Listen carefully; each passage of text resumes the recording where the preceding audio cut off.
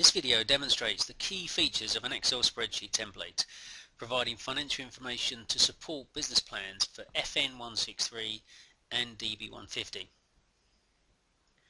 A copy of each template can be found within the respective module areas on Student Central. To begin with, we're going to look at the guidance notes in the first tab or sheet within the spreadsheet. This will give you instructions on how to use the spreadsheet and the key features. The first entry is probably the most crucial, in that the data is entered in the yellow areas of the spreadsheet, and a student should not change any of the formula.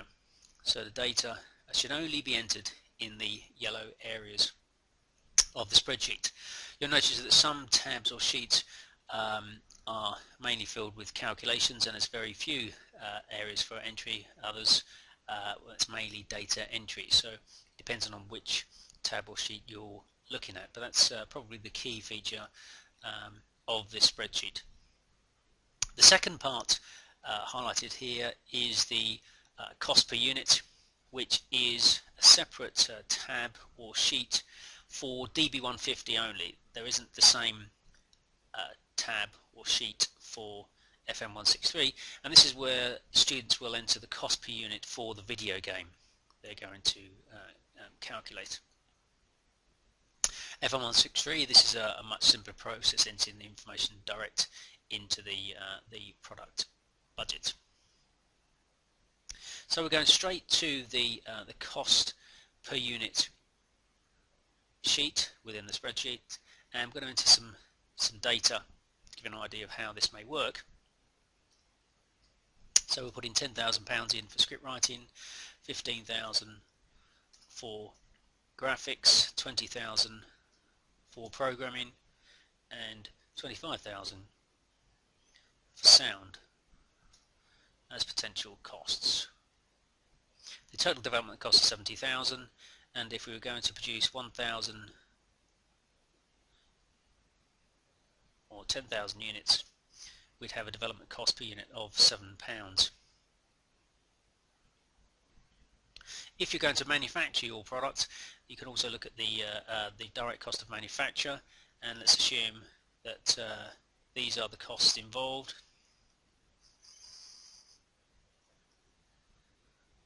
And you'll see that the manufacture cost per unit is £11 per unit, whereas the development cost is £7, giving a total direct cost of £18 per unit. This figure will then be picked up and used in the product budget sheet adjacent to the cost per unit. So we pick up this £18 and place it in the product budget sheet. So that's what we'll do here at this point. And I'm going to repeat that for each of the months. We'll copy it across for each of the months. Let's assume the selling price is £28 for the game, and I'm going to again copy that across for 12 months, and then we'll see that the gross margin is 36% on this game in this market. So let's assume this market is for China. It could be country by country, it could be by some kind of segment. Perhaps it's for games for age specific categories. It really depends on your own business plan. Now we've got the selling price and cost per unit. Again, it may change month by month. Perhaps you reduce your selling prices or increase them as time goes on. That's for your own individual plan. Volumes purchased, we're going to purchase some games, and we're going to sell some games in the same month, in both January and February, and we're going to purchase some more volumes in March.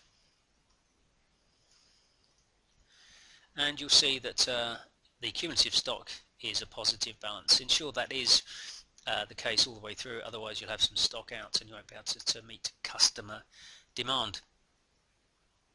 In terms of cash and credit, I'm going to assume that 50% of all sales are in cash and 50% are in credit. This will be unique to your particular business plan.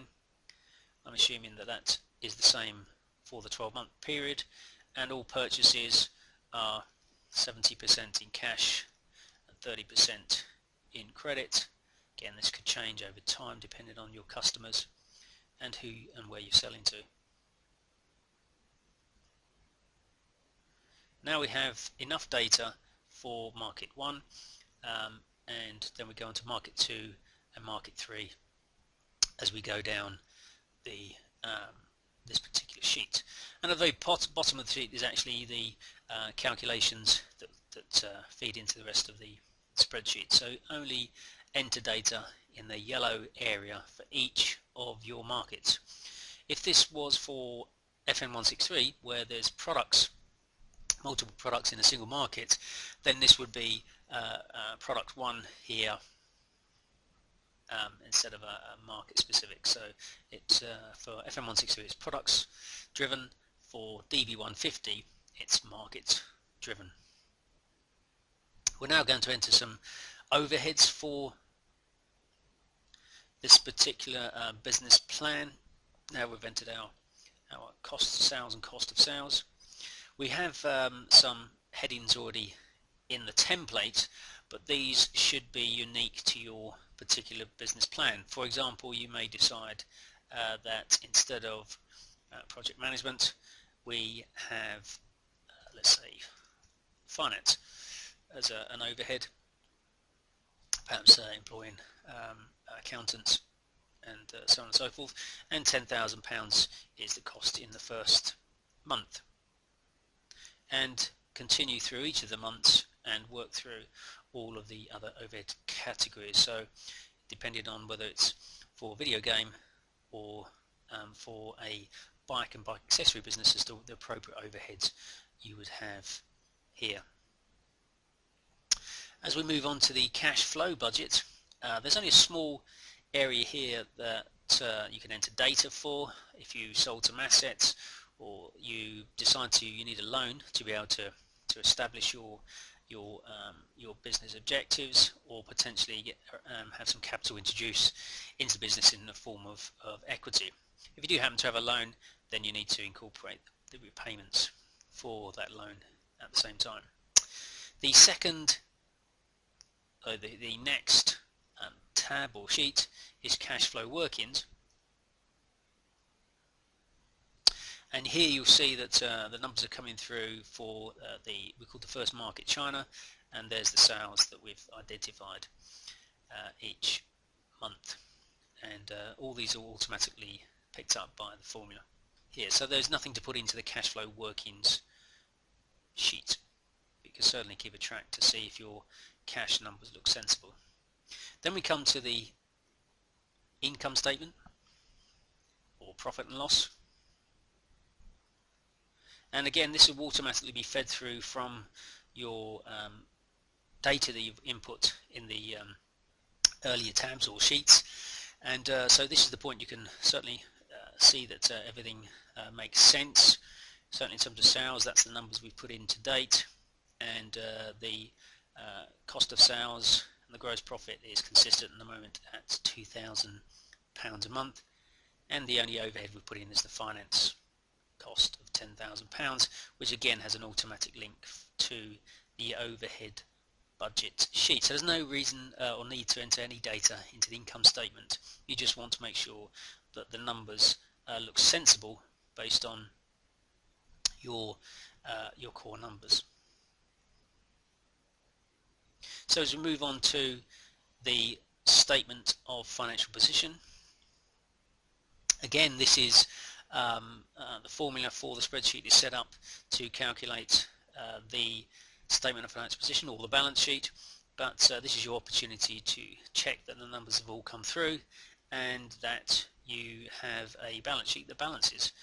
So in this case we have the net assets and the total equity equal for the statement of financial position, and there's a check total here to highlight that for you should that arise. We've then got a ratios tab or sheet, and you see we've got a gross profit margin of 36% at the moment for this business plan, and it's the same for each month as we've identified identical data. Last but not least, we've got the budget summary, and here we can see that the key numbers of sales have come through. Gross profit of 8,000 and the gross profit margin is 36. At the moment we've got a loss of £2,000 because we've got £10,000 of overheads that we've entered so far, and then we've got the net profit margin which doesn't look too healthy because the sales are so low at the moment. The break-even units will automatically be calculated, and if you've got if you don't have a sensible number there in your initial transactions, you may need to manually calculate the break-even point for all of your products.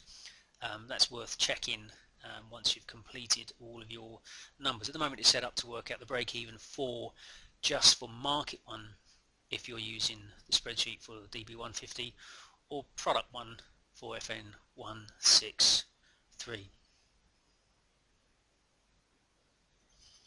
So to recap, the guidance sheet is the place to begin and to just establish the key things you need to do with the spreadsheet, and the cost per unit